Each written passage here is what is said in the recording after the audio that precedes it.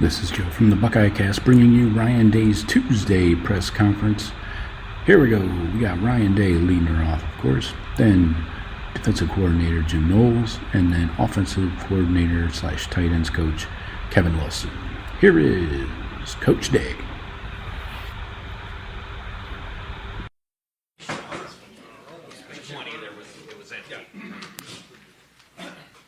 All right, folks, thanks for showing up once again for a press conference. We'll open up the floor with front row middle, Dave Biddle, 24/7 Sports. Hi, Ryan. I want to get into some of the adjustments you made offensively. It seemed like you guys were kind of attacking the boundary early and then adjusted to attacking the field. What went into that? Was Iowa maybe doing some things that they hadn't shown on film? And can you just get into some of the adjustments you made? Yeah, a little bit.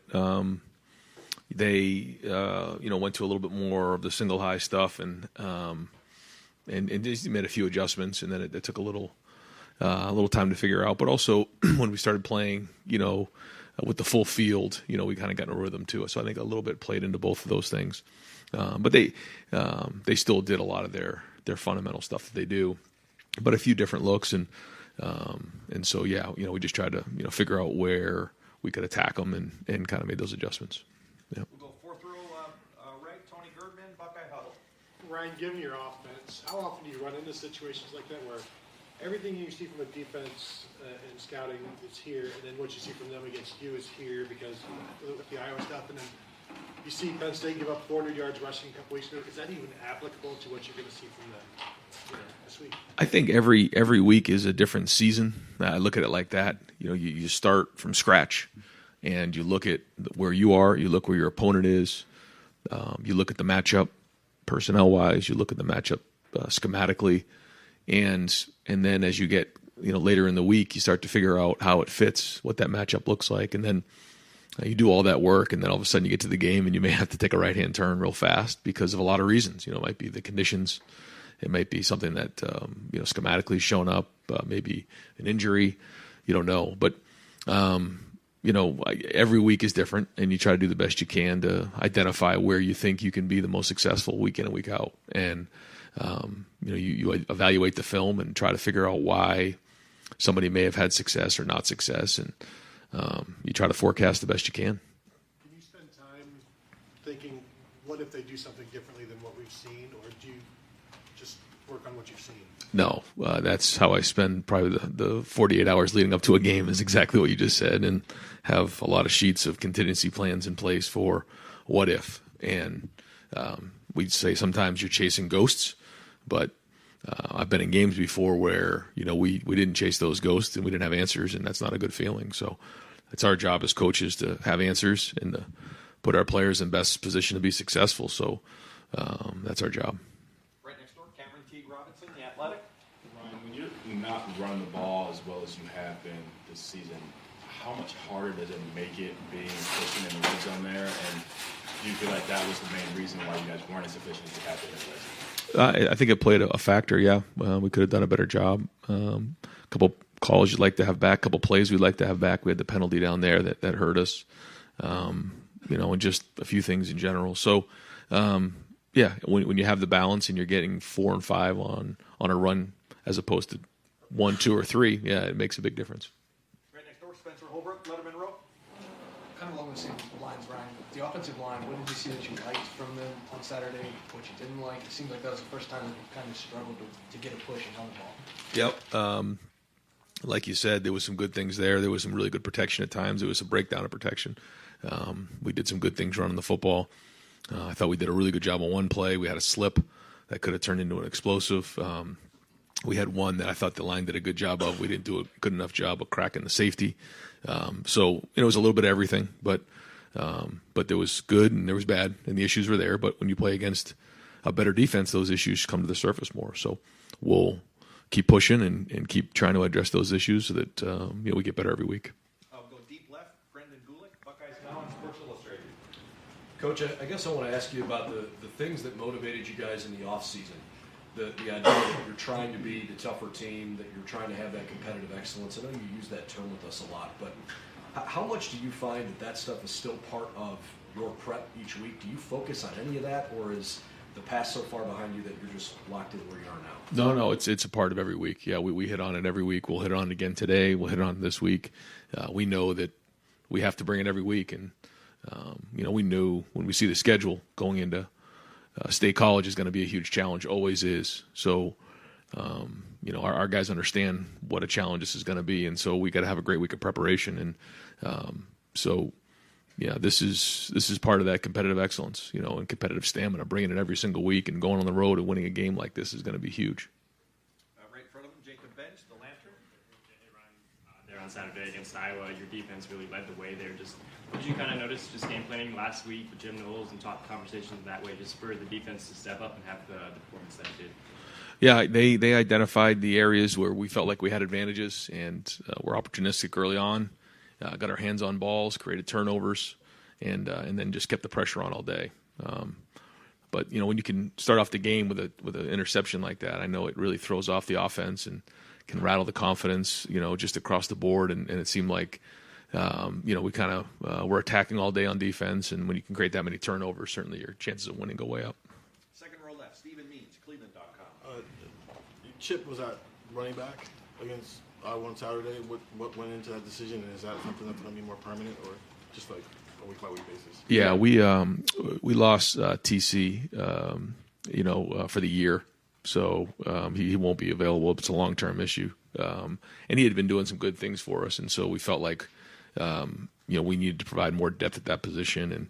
And Chip really had come to us a couple weeks ago and just said, "Hey, listen, if you need anything on offense, I'm here for you," which is just the way he is. He's an unbelievable person and great attitude. So, we just felt like the time was right. And, so that means, EA's got to do a good job of stepping up over there and be the fourth linebacker for us. And, we get Taraja back. And so, we felt like we had some depth over there at linebacker, and Chip could help us on offense and certainly has experience of playing last year. So, it's good to get him out there and get him part of the unit because I think we're going to need him. Front row right, Austin Ward, Rivals, 97.1 The Fan. Ryan, after the pitch count for Jackson, I saw him just talking to Hartline, talking to you. Did he want to go back in on Saturday because of the way he came out? It looked like he was trying to get back out there. Yeah, he's always been trying to get back out there. He's a competitor, and it's been hard for him not to be out there more. But we wanted to make sure that we kept that number to right about 20, and make sure that we didn't put him out there anymore. You're not going to say too much about this, but it just looked like maybe they were evaluating him for something different than the hamstring. I don't know if that's true or not. That's just the way it looked to me. Is that sort of a yes or no there? Yeah, there was nothing else other than, just the normal evaluations, yeah. Over to the right, Don Tberry, WBNS, 10 TV. Coach, noon kick at Happy Valley. Are you happy it's not a night game at whiteout? And just overall impression of Penn State, how good are these guys? Yep. Well, no matter when you go into Penn State, it's going to be a challenge. They do a great job with the atmosphere. And our guys, there's still a handful of guys that, that went in 2018, but not all of them. So, we went in 2020, it was different. There was COVID. But we know whether it's a night game, afternoon game, noon game, it's going to be a challenge. Their crowd's going to be in it, and they'll play a factor. So, and they're a good team. You can see what they did last week. You can see what they did, all season. And really good coaches, really good players, veteran quarterback. So, new scheme this year on defense. We play good on special teams. So, we got to play our A game.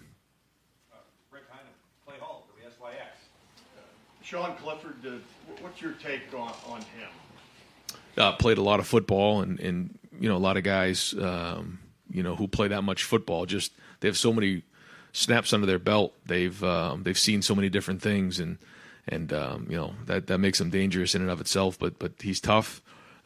He's really good throwing the ball. He's accurate. He's made a lot of plays in his career with his feet and with his arm, and so anytime we play, Penn State, and certainly with Clifford, we know that they're really good and they can attack you a bunch of different ways.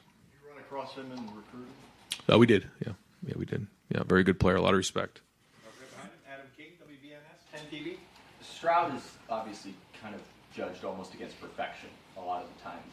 And when you look at him have a game where maybe things aren't going right in the first half there, how much are you involved? How much do you say, hey, work through that yourself? No, it's a team effort, and it's a bunch of things that come into play, and it's never just one thing. I mean, there's a lot of things that we want to clean up coming out of that first quarter, especially, and then we did, and that was good. So we try not to panic when things don't go exactly as planned, because we know that that's not always the case. I mean, usually it's one of three things: either you're going to go up early in a game, it's going to be back and forth, or you're going to go down in the game. And based on how you play, that's typically the outcome. So how are you going to react to that? And we were struggling a little bit, but we were getting field goals, and defense was playing good, and nobody panicked. And we started solving the problems and got back into a rhythm there in the second half. Mentally, do you ask him what he saw on that play? If it's an interception or something, or do you just kind of assume he knows what's going on and let him go back to the huddle? A little bit of both. There's times where you want to get some feedback, but then also, I think as the quarterback, I know when I played, you don't want a lot of noise in your head. All that work on the front end is done, so you can go play. But then there's also times where you got to connect on some things. But I'm not one to flood the quarterback with a bunch of information in game. I don't think that's a good idea. Let them go play, trust their preparation, and go from there. Kellyanne Stitz, WSYS. Coach, Noah Rebels picked up Big Ten honors this week. He opened the scoring for you guys on Saturday. How important was his performance, and how does he help give you guys a leg up on the competition? Yeah, well, in that game, we kept the momentum going with those field goals and getting points on the board. And when you play against matchup teams, anytime you're trying to score points, it's going to be big. And it starts with the protection. We certainly know, what happened a few years ago there, with the blocked field goal. So, all these little things add up in games, and certainly field goals matter. And, in this case, it's 12 points, and that's huge, at the end of the day. So, we're going to need that more and more, and certainly as these games get closer, it's going to be important for him to play well. Far left, Ryan McGee, ESPN. Ryan, that wide receivers room fascinates me. What's it like in that room? Because it's a group of young professionals, and obviously Jackson hasn't been available, but what's that room like? What does it make them special? Yeah, I think there's some guys in that room that are very mature. I think when you just get around them, you realize for their age, they don't look like they're 18, 19, 20. They don't talk like it. They don't act like it. They don't speak like it, but they are. And it's pretty remarkable sometimes when you think about who they are as people and just the maturity level of all those guys in that room. I shouldn't say all of them. Some of them still have some work to do. But I think it started back with Terry McLaurin and Paris Campbell and Johnny Dixon, and they just brought this certain level of accountability to that room, and then Chris Olave and guys picked it up over time, and now you're seeing Emeka and Marvin and Julian and really take it over and run, and they started and cut their teeth on special teams. They come in as freshmen, they put their work in, and then kind of show up and play in the second half of the season. And then by the time they get to that second year, they're ready to go. And that's kind of been the blueprint for them. And it's working. But I think you're seeing probably, just ask like what makes them different is just how well-rounded they are. They're physical. They're in the run game. They can carry the ball.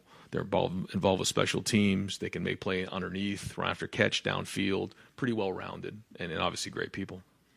Fourth row middle, Pat Murphy, 24/7 Sports. Ryan, with the obvious caveat that we know how good CJ is, it seems looking back at some of his misses, interceptions, it's come when he's been off his spot, not able to set his feet, things like that. When you're a quarterback who maybe isn't a guy who's used to running like some of the guys you've had, how has he worked on that, and how do you continue to work on some of those things that maybe in practice you're not able to simulate? Sure.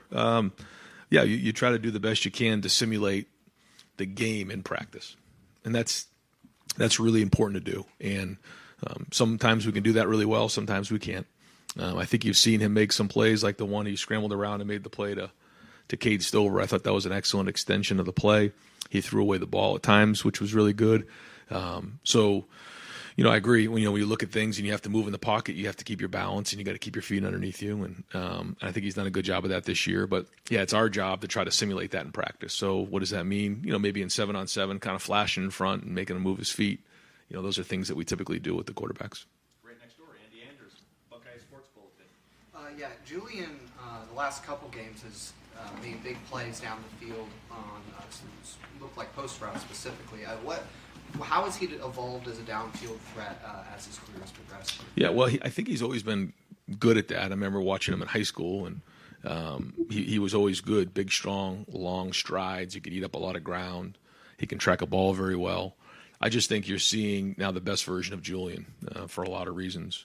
But he kind of came in on a different journey maybe than what I just spoke about, where the freshman and then coming into the second year, he had a couple injuries that derailed him, and so he stuck with it and had an unbelievable offseason. And now you're starting to see the best version of him, and he's strong, he's powerful, he's physical, and he's a presence out there, and you're starting to see the big playability downfield the last, I guess, 3 games. Third row right, Dylan Davis, Delaware Gazette. Just to be clear about Jackson, nothing about his exit on Saturday had anything to do with him not feeling good anyway. That was just all pitch count. Mm-hmm. So he's still on track to play on Saturday. That's the plan, yep. Mm-hmm. Do you have any kind of pitch count on Saturday? Should he play? We'll see. As the week goes on, we'll know more. When you come out of games like that, you got to keep evaluating and see how things go. But we'll keep figuring more stuff out, and by the end of the week, we'll have a better idea. Second row right, Bill Landis, Rivals. Ryan, when you guys have a base run play like you guys have with Stretch that is sort of the foundation of your run game, how much conversation is there throughout the week about making sure you're sprinkling in enough to protect that so teams don't tee off on it? And does that conversation or calculus change at all when you're playing a really good defense like you guys were last week? Yeah, no, good question, because there was a couple of them last week that we got negative plays on, and it isn't so much mixing it up, although you have to mix it up. You want to have things that go up the middle, go to the outside, go to the strong side, go to the weak side, those type of things.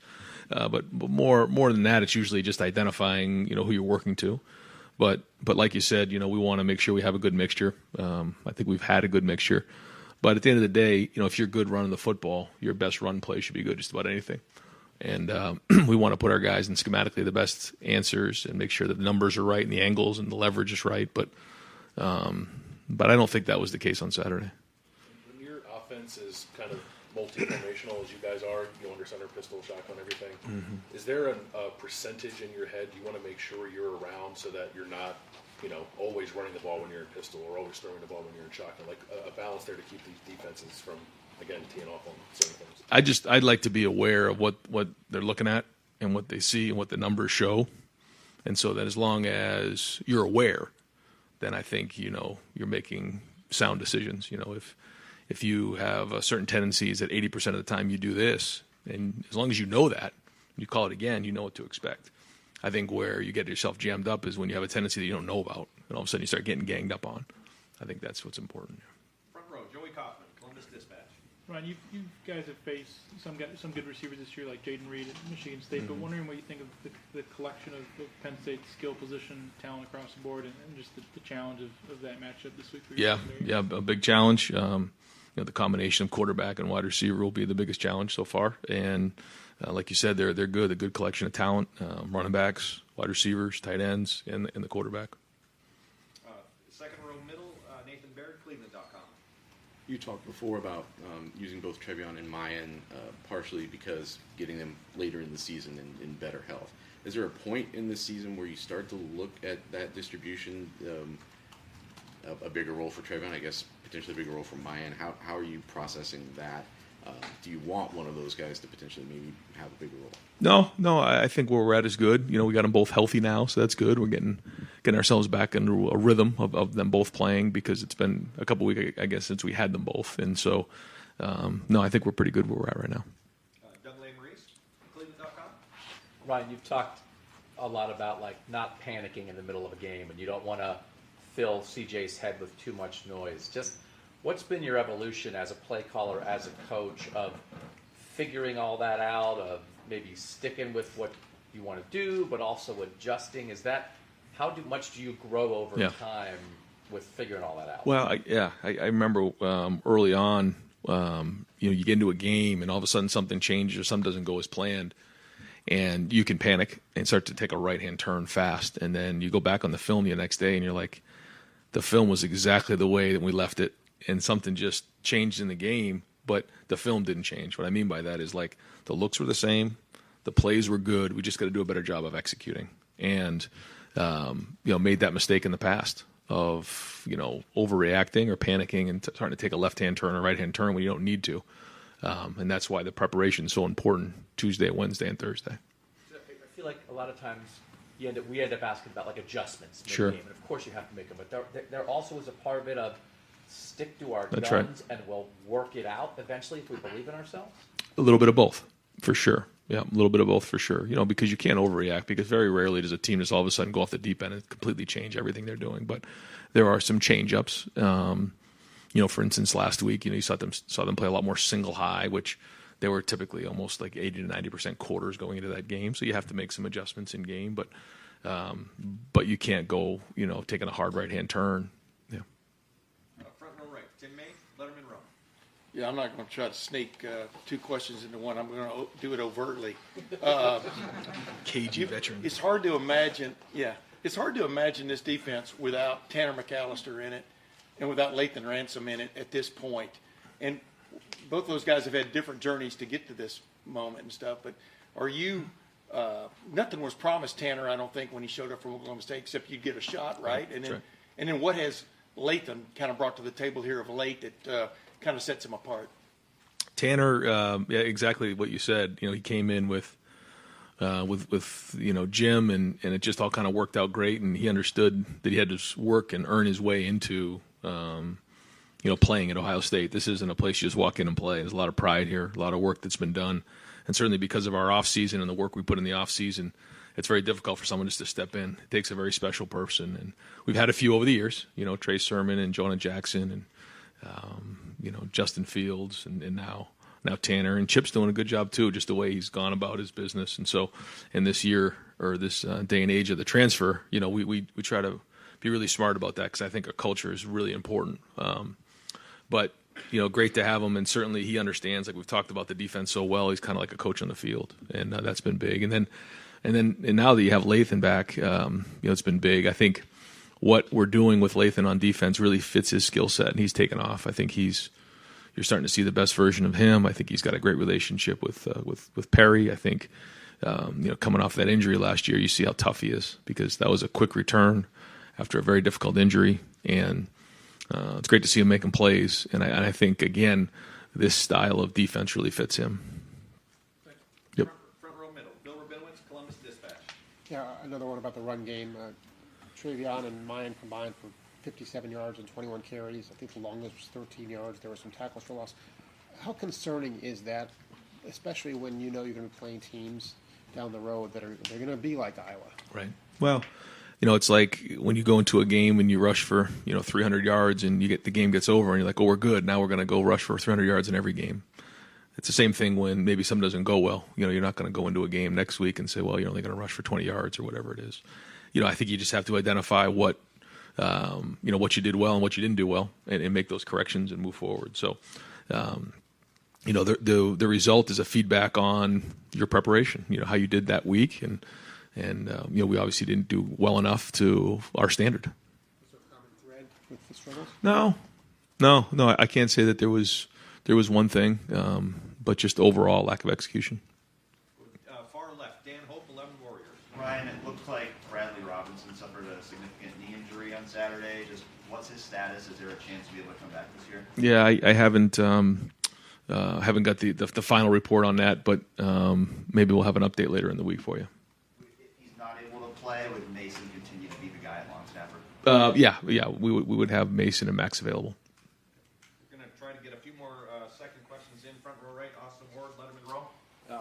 Ryan, your football robot at linebacker scored a touchdown on Saturday, and he seemed incredibly nonplussed about it afterwards. Right. Did you get any emotion from him? It's a pretty big deal to score a touchdown for Ohio State. Like, not even a smile we could get out of him. Yeah, we got a little smile. I saw a little smile. I don't know if he'll admit it or not, but I saw a little one creak.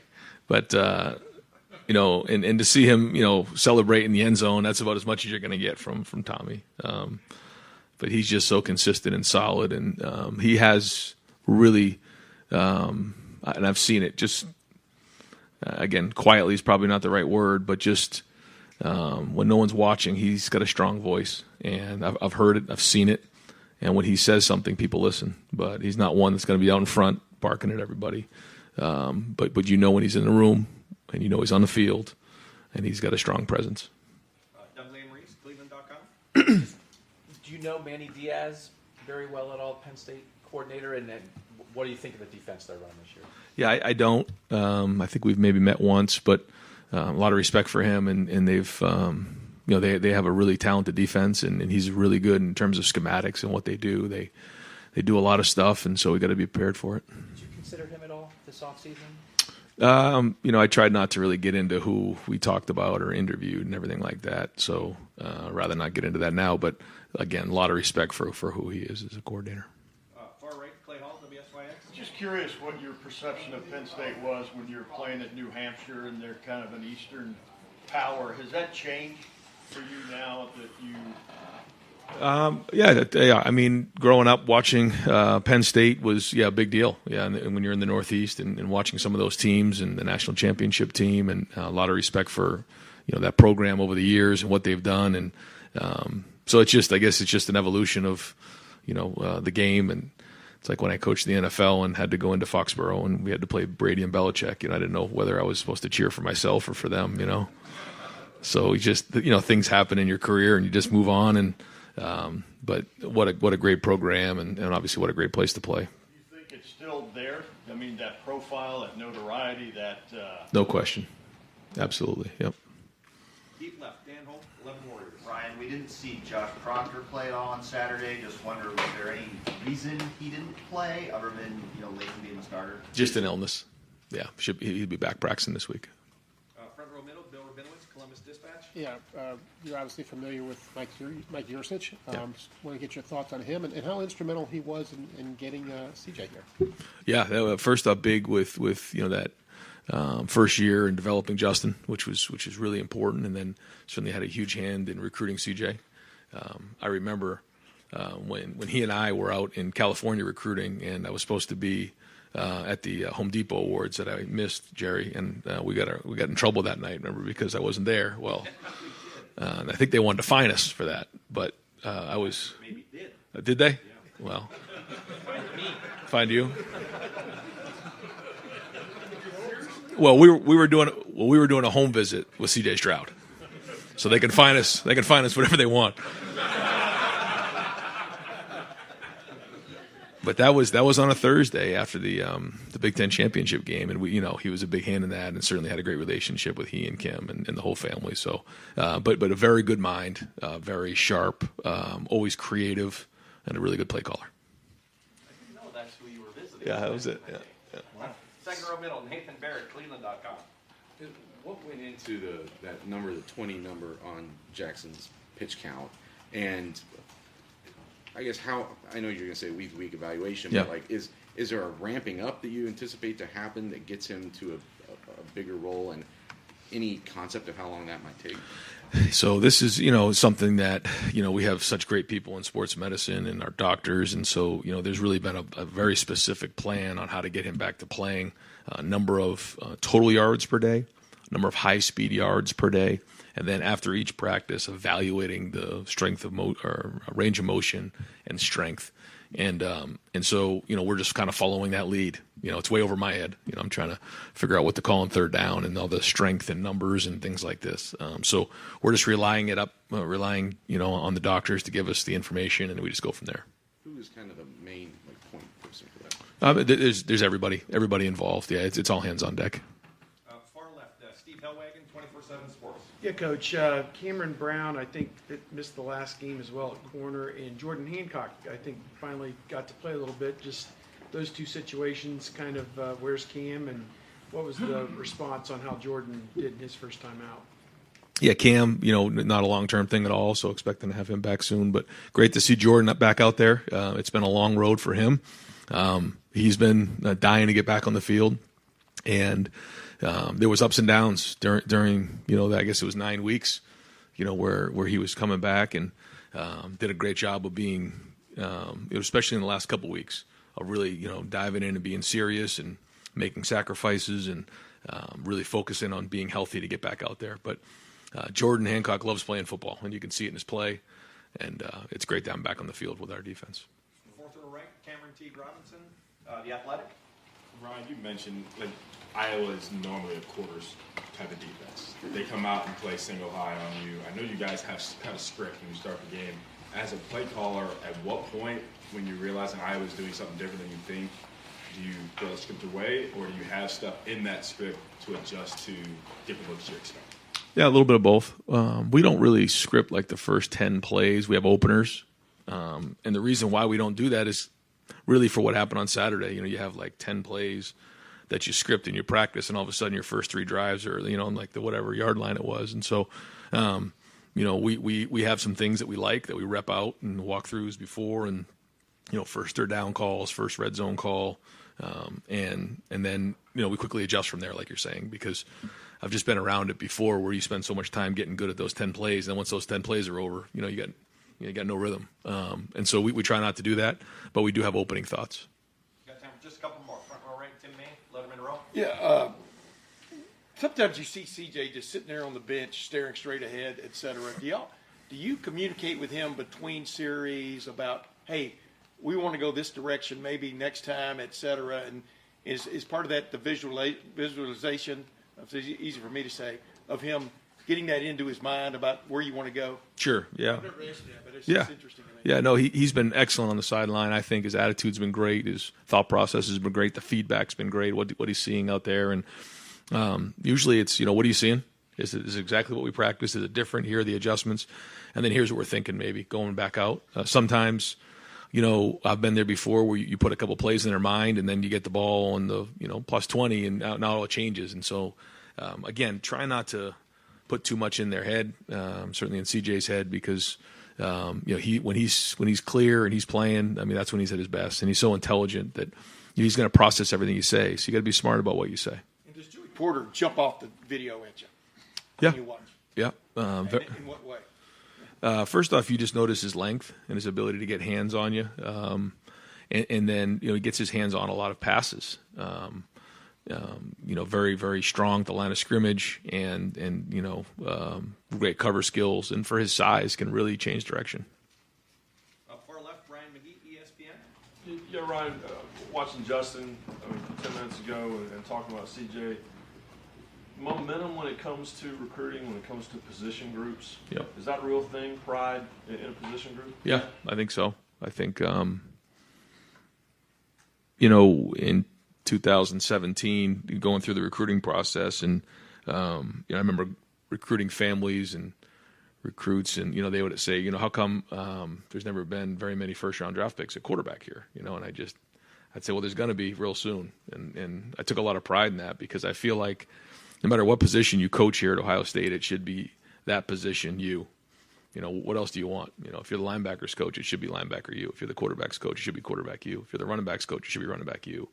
And I remember Urban Meyer saying to me, so what are we looking for in a quarterback? He said, well, just go find an ex-Heisman Trophy winner. I said, okay, let me get to work here. But that's kind of the way it is at Ohio State, and that's the expectation. That's the way it should be.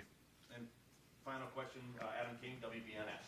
I know you're probably tired of talking about Jackson, but when you have somebody on a pitch count like that, how much can it sometimes change the offense mid-game? You're bringing him out, you're hoping to have him out there. You said you have plays specifically for Jackson. Does that kind of throw you guys off a little bit at all? No, it doesn't. I know what you're saying, but no, our guys are very intelligent. They can jump in and out of positions, whether it's the Z, the H, the X. We can jump in and out of 11, 10, 12, and our guys really don't get affected too much by that. So, no, it shouldn't be a problem. Great. Coach, thank you very much. Thanks, guys. Appreciate it.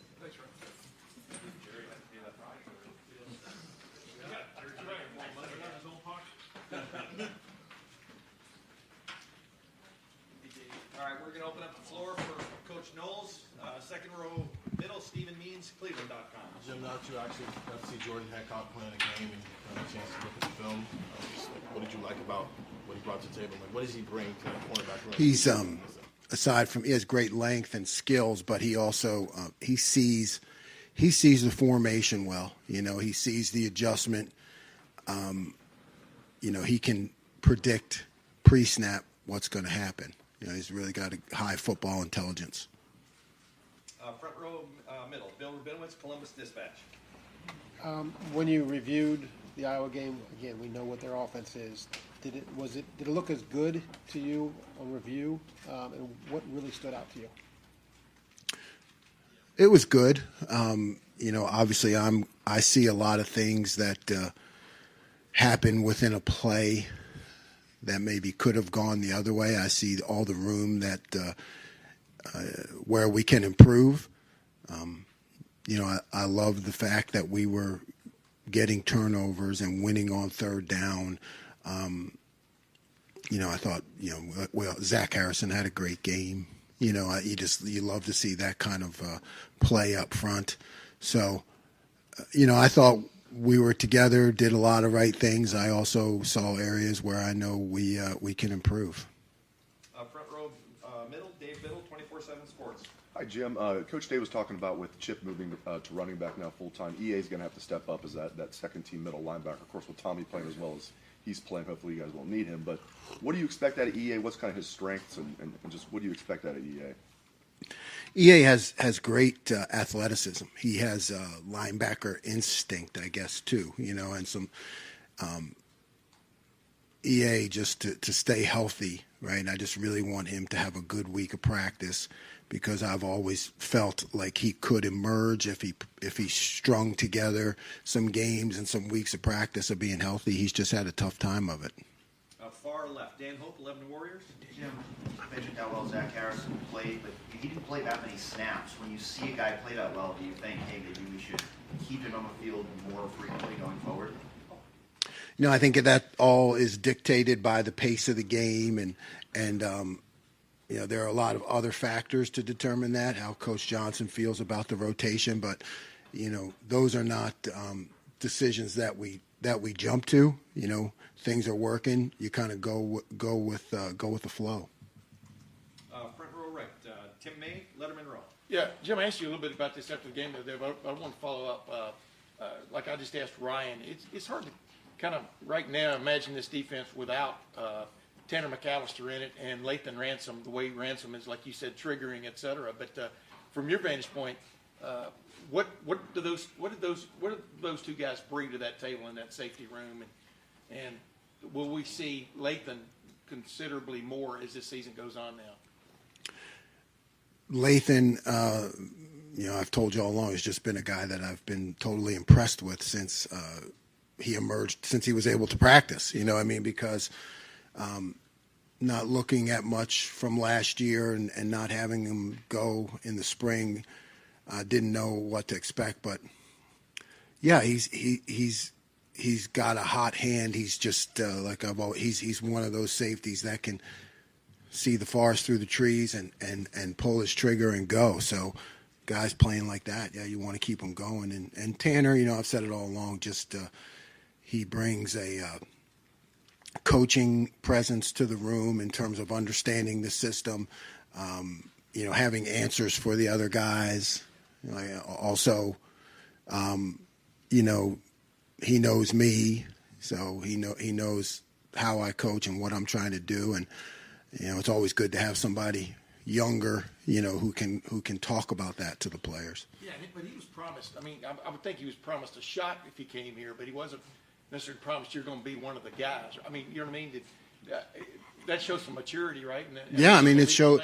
Yes, a lot of faith in me, a lot of faith in himself, and also the fact that he wanted to stretch himself. It's a guy gets to that point in your career. I think it takes a lot of character to say, hey, I want to stretch myself to try something new at this point in my career, and I give him a lot of credit for that. Front row middle, Joey Kaufman, Columbus Dispatch. Ryan mentioned that this collection of receivers and the quarterback Penn State has is probably the biggest challenge you guys have faced in defending the pass this year. What makes them maybe a tough test in that regard, and what do you guys need to do to counteract that? I think, the quarterback is veteran. He's very smart. He's good at reading what you're doing, delivering the ball. He's tough, hangs in there. He can scramble. He's just a really good quarterback. He's an operator, and the receivers, they're skillful, and they can they can go up and win a lot of 50-50 balls. They're good route runners. I just think that whole operation will be a challenge for us. Second row middle, Nathan Baird, Cleveland.com. Your thoughts on what Teron Vincent is giving you guys this season, and what his presence means in the middle of that defensive line? He's a veteran guy who, made the decision when I got here to buy in, and I think that is really important, for all of us to recognize. Again, it's not easy for a guy who's been around a while to all of a sudden have somebody new come in and tell him, hey, this is the way we're going to do this. And he had that maturity and that vision, or that, early confidence in me to say, hey, we're going to follow. And because he has the respect of the other players, he brings, brought a lot of guys along with him. It's a big deal, so he really helped in that total buy-in from the whole defense. So did you have like a conversation with him early on? No, no, not specifically. We just kind of grew into it together to where we have a really good relationship. I didn't. To me, it's hard to have those conversations until you know a guy. You know what I mean? You don't. So we kind of got to know each other, and it happened naturally. And really, really proud of him and thankful for the help he's given me. Front row right, Austin Ward, Letterman Road, 97.1 The Fan. Jim, you'd said a week or two ago that there were more things you felt like you could get to with this defense, and Tanner sort of indicated after the game on Saturday that he can feel you getting more of that stuff on the field. Is that, when you have everything at your disposal and you know that the players out there are more comfortable or confident executing that, how does that change the comfort or confidence for you in calling a play when you know that you can get deeper in to that bag? Yeah, I mean, it is a process, and like I said, a lot of times we rep things in practice 2-3 weeks out and that we haven't used yet. And you're right, I have to be comfortable with it, because it's not, if you make a mistake, it's costly, right, on defense. It can really hurt the entire team. So, the growth process, I think, in terms of us implementing the complete system, we're getting there. But we have some things that we've worked on and haven't used yet. Haven't had to use them, and it's, when things are going well, it's not about putting something on there that could, that maybe you're just not 100% sure about. So we keep working them in practice and growing it. So there's a lot of growth outside of what shows on the field in terms of, scheme. Right behind him, Bill Landis. Rivals? Jim, when you're facing a team that has a really good slot receiver like Penn State has, how have you historically approached that? Is that the nickel's job? Are you comfortable moving a corner over if need be? Do you want that guy to see multiple bodies throughout the game? Just what's your philosophy there? Yeah, I think that it's exactly like you said. It's recognizing it, having certain ideas on who we want the matchup to be and how we're going to play it. But then it's also creating some doubt in the quarterback's mind. I mean, I think that becomes a lot of what we do in terms of what he's going to get.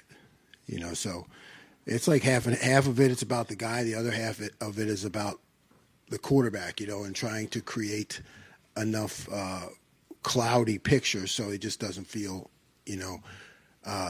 free always going to that guy. Right next door, Doug Lane-Reese, Cleveland.com. Jim, this is just a version of the question we've asked you every time since you got here, but obviously you see room for improvement with this defense still.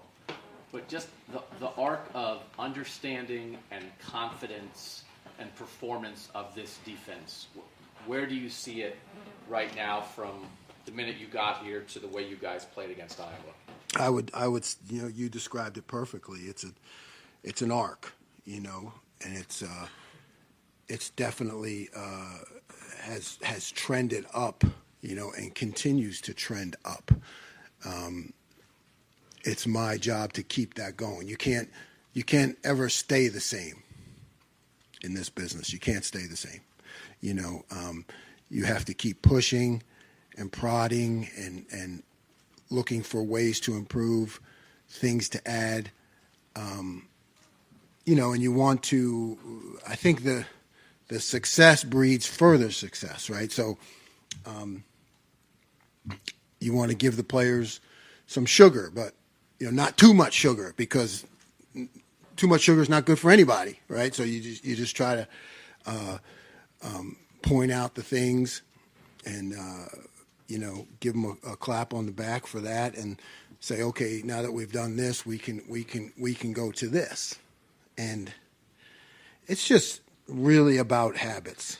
It's never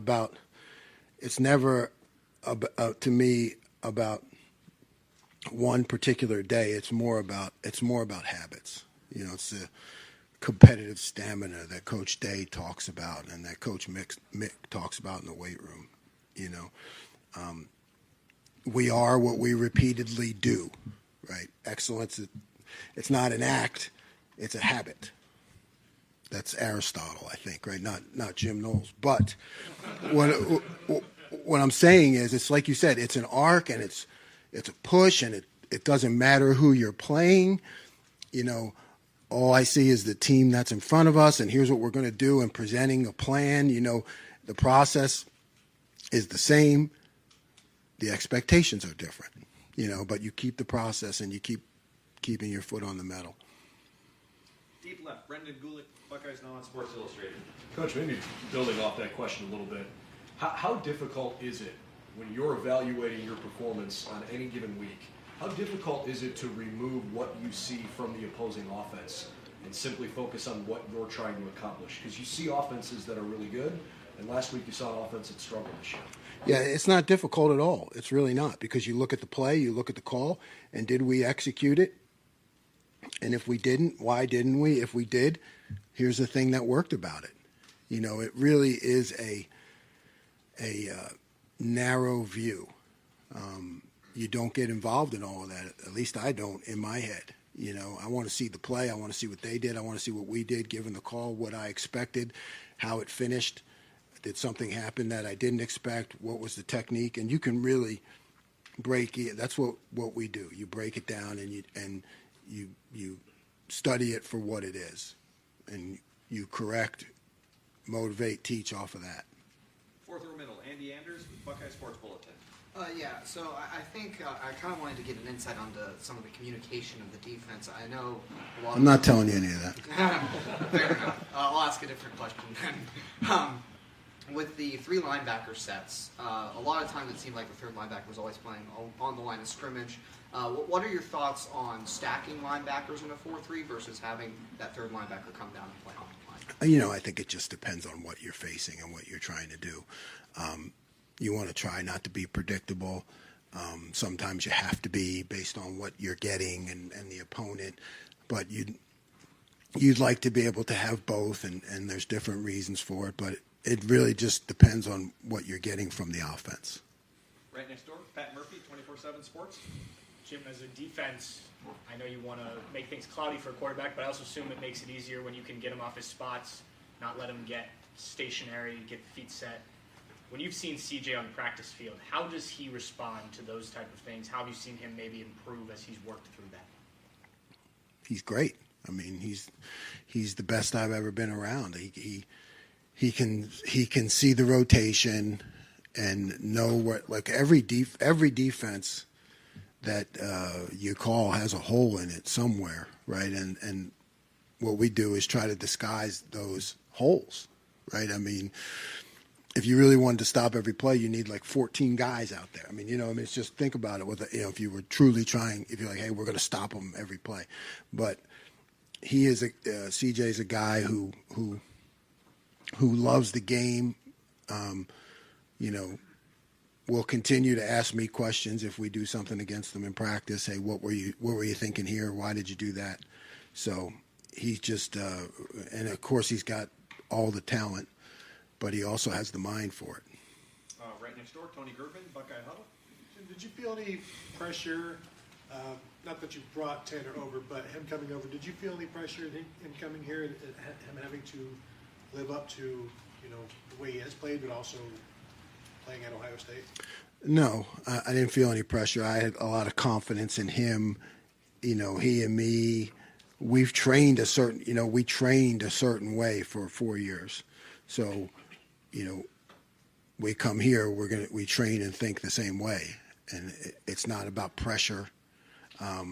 It's more about the process and just doing it. So I felt good the fact that he was going to come in here and do things the way we've always done it in terms of the process, and he was going to do just fine.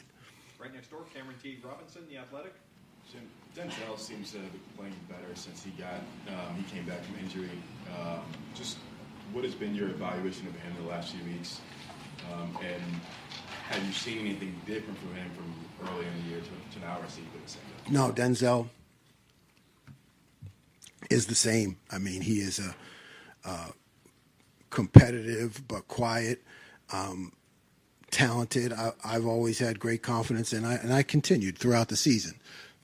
Like I said, if he wasn't making enough plays because he is talented and skill, you have to then look at the calls, which goes on me. So, but he has always been a really,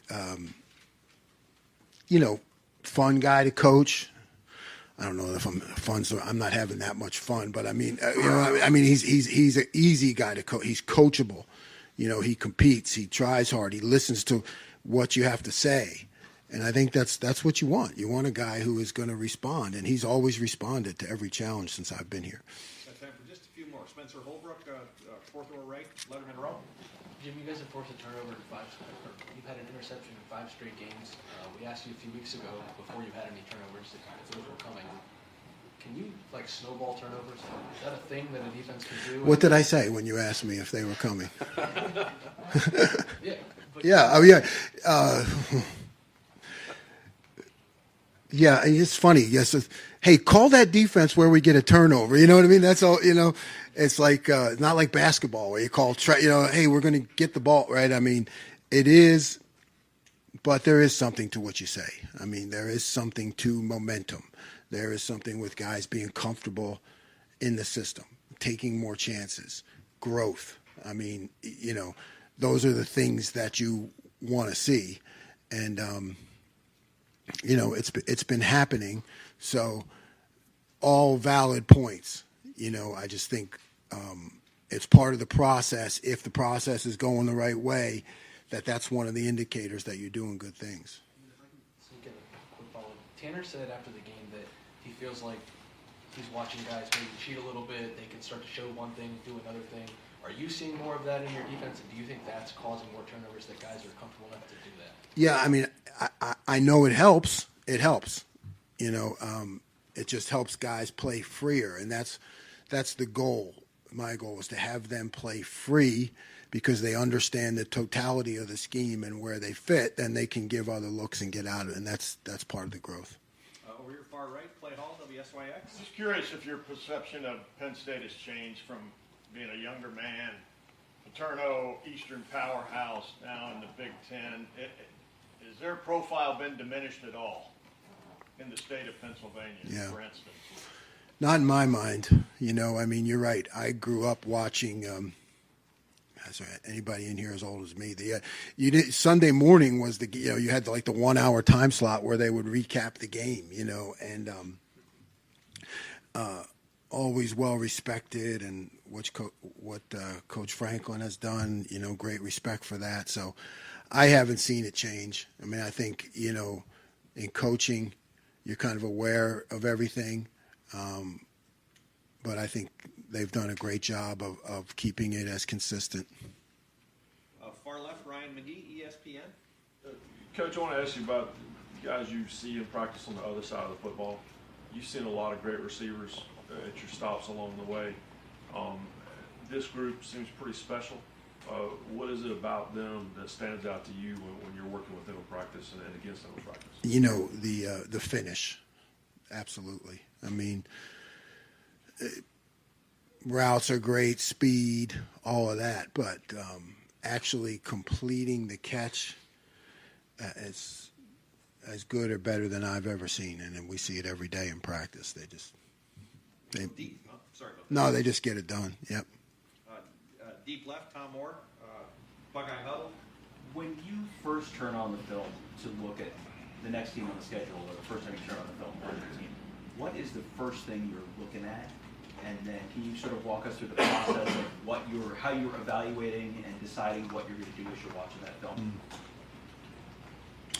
film? Explosive plays, right? I mean, you want to look first at how they're making their explosive plays, out of what formations, what scheme. You know, I think explosive plays are a big part of stopping a team. So you definitely look at that, look at things, and then it's just an hours-long process of looking at, you know, formations and down and distances and tendencies and field position. And, you know, there's a lot of writing, a lot of scribbling, you know, for myself in terms of the way I do it. But everybody probably has a different process, but that's how I go. Final question, front row, Joey Coffin, Columbus Dispatch. Just to follow up on Penn State, just having grown up in the Northeast, did you ever go there for clinics, interact with coaches so much on the road? Just what's your experience with that school? I have not had the chance to be there a whole lot, to be honest with you. So it was more of just, you know, I know that it was extremely important to the people that I grew up with. You know, as a kid, you learn that, hey, this is important to people. You know, the excellence of the program and the success. And I think if you play football, which I always did, you know, you fall in line with that, and you look at it, you know, as, you know, a really successful program. So, but I haven't had the chance to be around there much. Coach Bill's from Philadelphia, so he gets one final question. World Series, baby. Right. Don't burn down the city. Right. You guys got Cameron Martinez on the field a little bit as I guess it was a 6 DB at some time. What have you thought of his progression, and do you see that role being able to evolve for him throughout the Yeah, I think Cam is an excellent player. I really love his coverage skills. I mean, his feet. He's got great feet. He's a competitor. He's just been hampered by injury. You know, he's going to keep playing more as long as he's healthy. Great. Coach, thank you very much. Thanks, Coach. Thanks, guys. Thanks, Jim.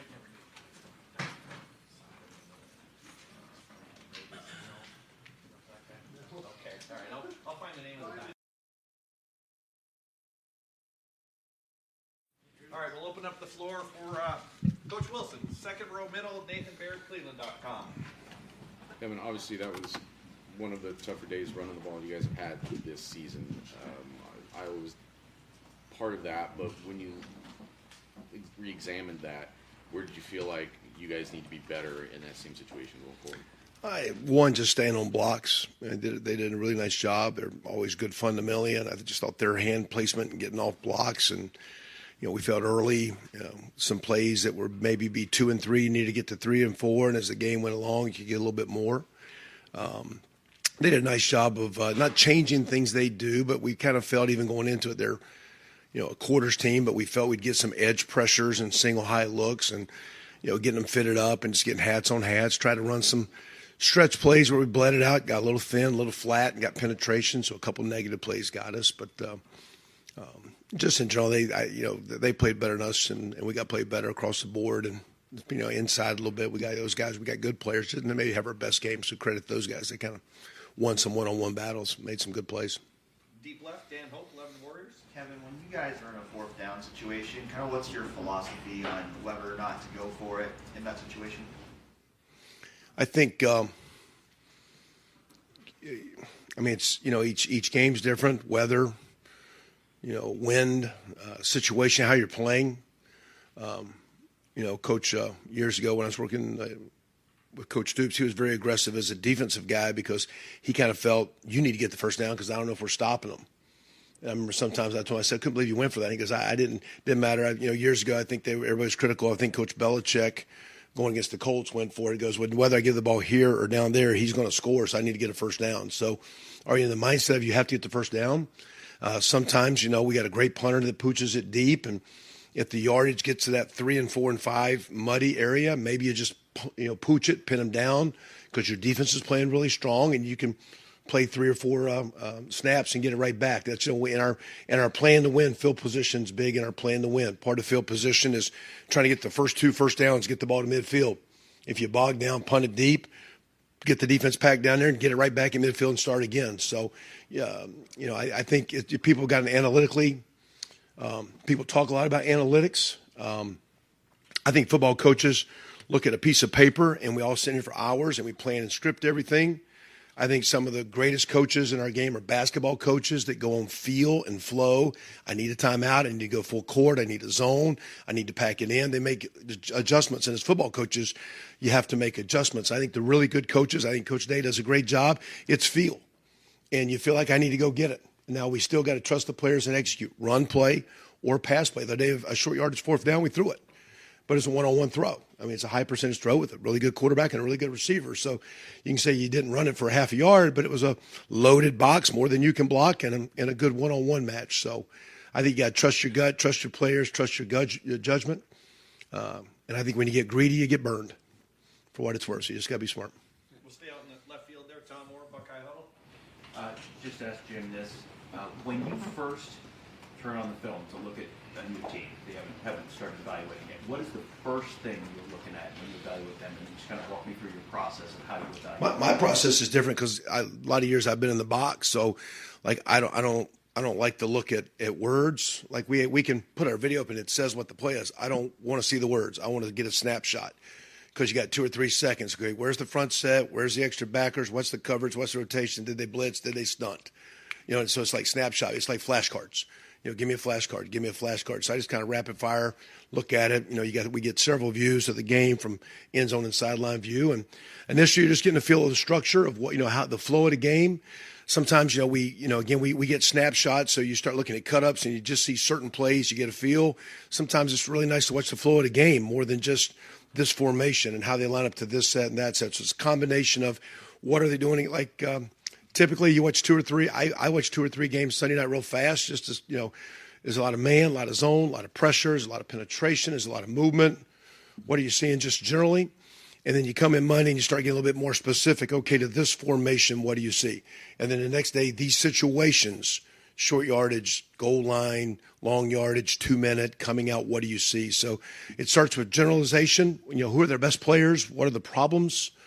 This team's a pressure team. Okay, what are the pressure problems? This team's really good up front. This team's a great coverage team. What are the problems? And then you start peeling it back from there. And then Coach, what he does, everyone has certain segments that, okay, go study this and bring some ideas to the table. We all talk about it together, but every guy has different areas that, quote, is their expertise they look at every week, and they'll bring some things to the table. And tomorrow we'll start with short yardage and goal line. Okay, what do you like? We'll bring me and Coach Fry will bring some things to the table with Coach Hinton and Coach Alford, and then we all hash it out and go from there. 3rd and long, what do you have? Hash it out, go from there. Let's see, out left, Brendan Gulick, Buckeyes Now on Sports Illustrated. Hey, Coach, I want to ask 2 questions that might even go hand in hand here. One about 3rd downs and one about CJ. The idea that maybe 3rd downs weren't as strong as you've often had them this past week, are there common threads there? And what were the things that you saw that maybe flustered CJ a little bit in the first half? Were there common threads there? Yeah, I think the first half was kind of unusual because our defense created phenomenally so many short fields that their structure, like after the first couple of possessions, is like, well, what are they doing? I don't know. Is that a formation normal down call because we're on the field, or was that ball on the 20-yard line and that's a reduced red zone call? You saw that to that formation, 1st down, 3rd down, whatever it was. But was that a 3rd down red zone call or a 3rd down call? And so it's kind of hard to kind of get in the flow because you want those things, but it was like a blessing of short fields, over and over and over, and had a hard time almost as good as it was. Just what throws do you have? The zones are getting condensed. What runs get working? And they're pretty daggum good. I think they'd only given up 55, 60, 70 points in the first 6 games. So they're a stout defense. So one, you got to give those guys a lot of credit, like we said last week. Problems on 3rd down, I think it always just starts when our protection's good and our quarterback can stand in there and get through his reads and step into throws. He's going to be pretty good. So I'd always start with just making sure that what we're doing and helping our offensive line And whether it be the timing of throws to get them out on time, because again, you're looking at matchups. I'd always tell, like my guys will tell you, they're not beating the guy covering them. They're beating the guy rushing the offensive tackle. Everything they're doing is relation to time and space. So how much time do you have? You can work this route all day, but you got 2.2, so you better be showing you're open because CJ's got to move because it's not lasting. So just coordinating time and space, protection timing, helping those guys out. But when protections are good, they did a really nice job, like all defenses, of showing early and making him read post-snap and making the pocket work post-snap. And the really great defenses make you work, and they made us work last Saturday, and these guys will this Saturday. It's a tremendous defense for playing this week. Front row middle, Bill Rabinowitz, Columbus Dispatch. Kevin, we know about Marvin Harrison's work ethic. I want to know what you think his best physical attribute is.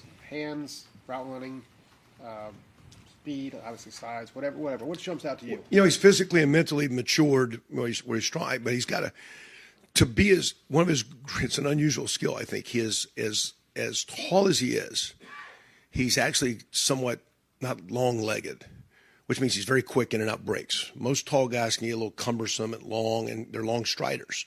So for a 6'4" guy that has length and can go up and make plays on balls, have tremendous catch radius and great hands, he is a great top-end route runner because – you know, his legs probably match a 6-foot body instead of a 6'4" body. It just allows him to be really quick on the top end working breaks. It's an unusual skill set the way his body is gifted, and he's able to, he's got really good speed, but I think he's got unusual quickness for a young man that's that big and that tall and long.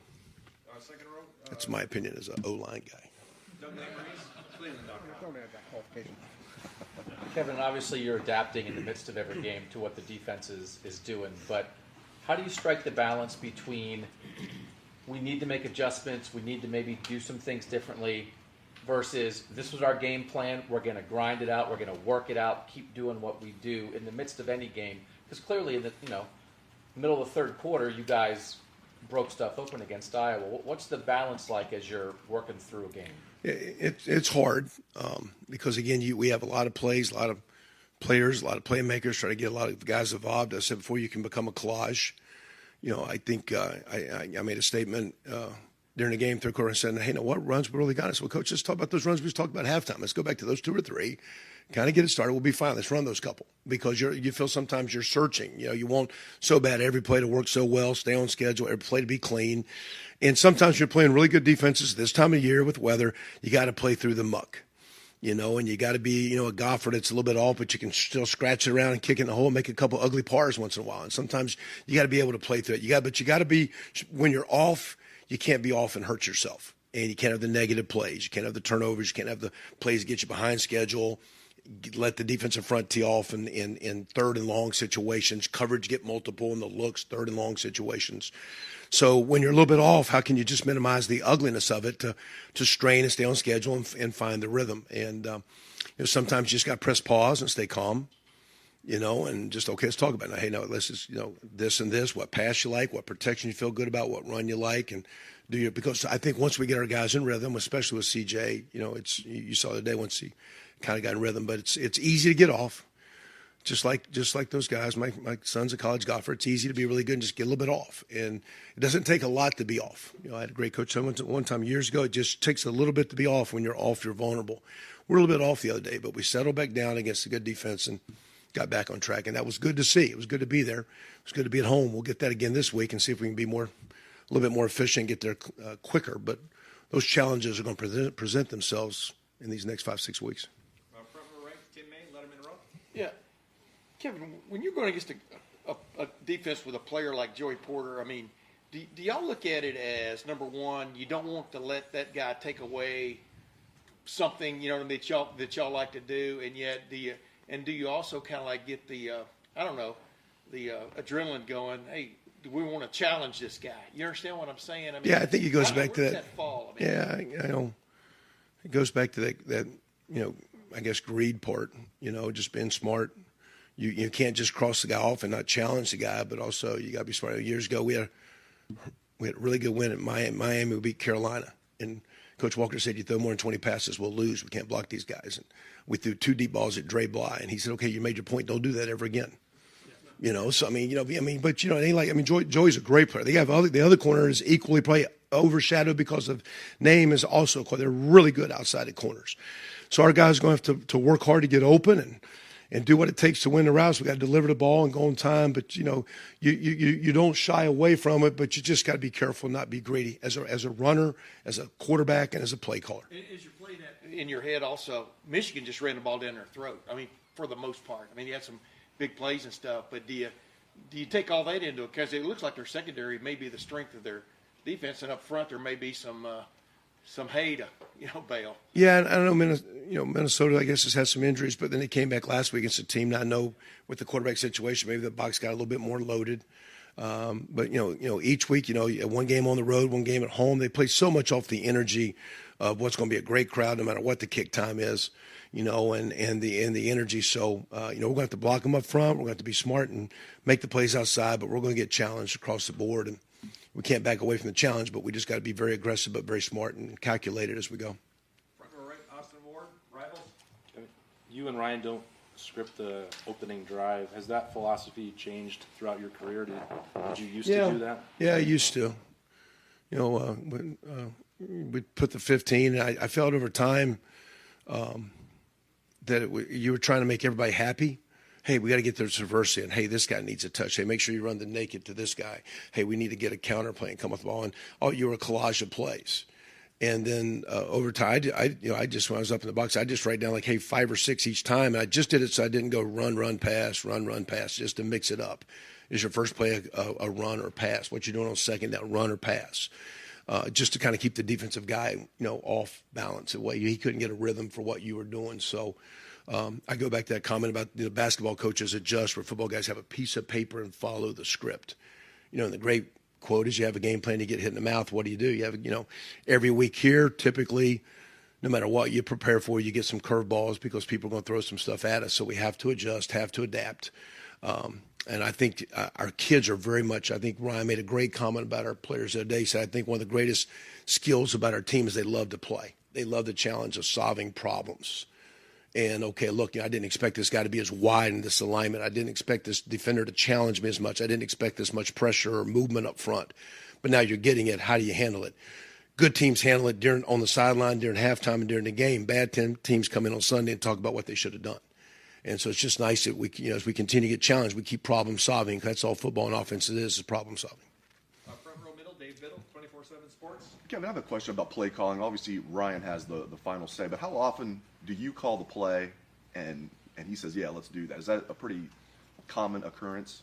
Yeah, I mean, I don't know. I mean, no one's taking credit for anything. It's just what we do, how we do it. I mean, he's got, he's the, like I said last week, the grand marshal of the parade run and deal. But, we throw some stuff. But you got to be careful. There's not a lot of talking during plays. I know for a long time having called that sometimes, when the play is called before we run, hey, coach, next play, hey, you think, how about a counter? Hey, do you think we need a misdirection play? Do you think we should take a shot, move the pocket? You don't do that right when he's ready to. So there's an art of when to talk, because too much talk leads to clutter. Leads almost, you've got a thought, you hear something, it's like somebody throwing you a curveball there. Like, hey, well, where's that coming from? So there's a calculated way to work together, and I think we do that well. We do it really well. A lot of times, like, hey, Kevin, Justin, Tony, give me 2 runs, 3 runs this next drive. Which 2 do you like the best? And then sometimes he'll build the passing with that as we move down the field as we go too. So it's a collective effort. There's a little bit of talking, but typically it's once the play's called, hey, hey, coach, this one, if you want it, or don't say anything. It's done before the drive, and let the flow of the game kind of go. It's my opinion. Right behind him, Stephen Means, Cleveland.com. Just based off Donnie and PJ's reaction, but also what actually happened, but whose fault was the strip sack, basically, and what was supposed to happen on that stunt? How were they supposed to handle that? It was to the man side, the way we were sliding our protection, and we knew we were going to be in an empty formation. And we actually kind of decided, like, hey, we're going to do this. You're going to be an empty. You're going to get a twist here. And unfortunately, I think our inside guy just kind of buried his body and got stuck on the whole man and couldn't bump it off. So, it just wasn't executed properly. Two guys on 2, man scheme. Kind of felt there was a good chance it was happening. Just didn't execute it. Not blaming the kid. We just got to be better than that. Got time for just a few more, folks. Second row Kevin, we saw a couple times on Saturday, you guys ran a play where Luke and I think it was Donovan pulled. I'm not sure we've seen the center guard combo pull like that before. It just feels like each week there's a little different wrinkle to the run game, something you guys sprinkle in. Was that the conversation you had in the offseason to make sure you're more purposeful about that? And then what have you thought of the run game mix so far this year? Yeah, I mean, there's different ways to get on the perimeter. Sometimes you try to just gang everybody up in areas, zone, stretch, block, and work your spaces and get outside. Other times you try to use angles, and really that's not necessarily a new play. It's just based on the structure. If the tackle could be the puller, first puller, he is. Maybe it's the guard. Maybe the center has to stay on the down guy and the backside guard's pulling. Maybe the center's uncovered and he's pulling. So you're typically pulling one or two guys leading a little G, old green spread version of the Green Bay Packers sweep. And so the first puller out's the kick, second puller's the lead guy. In that case, when Luke and Donovan are pulling, or Matt on the right, first guy's the kick out, and Luke's up on the deal. So to do that, though, you got to be pretty good at tight end to handle that defensive end because he's a man block. The tackle's got to block down to the guard. It's a man block. So when you pull guys, you got man schemes. So your men have to block those guys. And it was nice to get the guys pulling, but Cade did a really good job on that D. And when your tight end can't make that block, you got to do area zone blocking. And so that's just a variation of trying to get the ball in the perimeter. Run game's been okay. It's always hard. It's challenging. No matter how well we throw the ball, you have to put extra guys to stop the run. And no matter who the defense is, as good as our receivers, quarterback play has been, the college game is wired on making a team throw the ball. So when we get our run game going, we're really good. The other day it struggled for a long time to get going, and that's why we played some muddy football for about 2 quarters there. But if we can get the run game going each week with the skill guys, we got a chance to be a decent offense for sure. Front row middle, Joey Kaufman, Columbus Dispatch.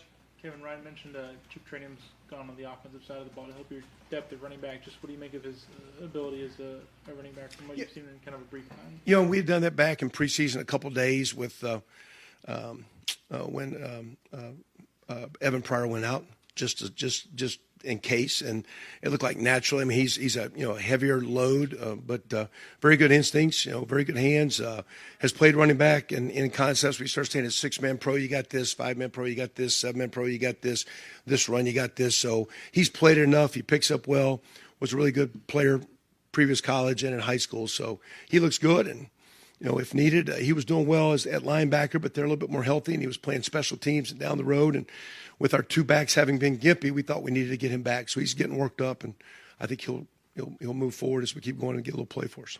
Second row left, Steve Hellwagen, 24/7 Sports. Yeah, Coach, I want to ask about Jackson. This is kind of an analogy. The train's going down the track at 30 or 40 miles per hour, and he's trying to catch it and jump on the back of the train maybe 8 games into it. Just how hard is it to bring a guy in? I know he's been in the program and everything, but for him to be performing at a high level within this offense when you guys have 8 games of momentum already built up, I guess. Yeah. I'm sure it's hard. I mean, it's probably less hard for him because he's played a lot and he's so gifted. But just emotionally, just your thoughts and as you're going through things, the stresses that you put on yourself, what you're trying to accomplish. I would always tell our team, like we go into situations and people talk about losing. You can't lose what you don't have. Like you never had this season. We don't have this game Saturday. You can't lose it. You have to go win it. You have to go win things. You have to do things. So, you can't live your life saying, what if? You just got to deal with some things. And it's unfortunate because he's a special talent, special player, a great practice player, an awesome practice player, one of the best I've ever been around. So for him to be where it is, but, the good Lord's got those plans. And, he's going to have a bright, long, great future, but short term, selfishly, I'd love to get him back because he's special and a great Buckeye. So we'll see what the short term goes. But, at the same time, in this day and age, these guys put so much stress and pressure on yourselves. You try to do as much as you can to be there and love them and care for them more than whatever. Just relax and trust the good Lord and trust what you're about because he is a tremendous talent and he's a better person. And we'll see where it goes for him. Coach, thank you very much. All right, guys. I'm sorry. Go Bucks.